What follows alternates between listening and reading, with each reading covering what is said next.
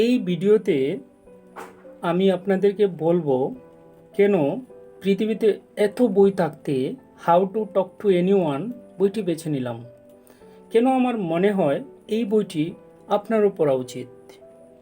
এই বইটি কিভাবে পড়লে আপনি সর্বোচ্চটা নিতে পারবেন, মানে ইফেক্টিভনেস যেটাকে বলে, সেটা কিভাবে হবে সেই বিষয়ে আমি কথা বলছি।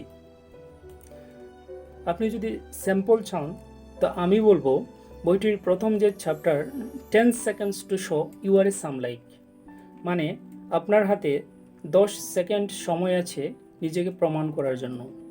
আপনি কিভাবে একটি ইমপ্রেশন তৈরি করবেন।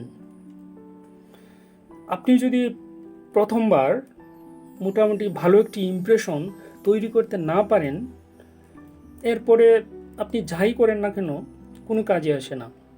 তো এই ব্যাপারটা লেইল লোন্ডেস 9টি ট্রিক্সের মাধ্যমে চমৎকারভাবে বুঝিয়ে দিয়েছেন।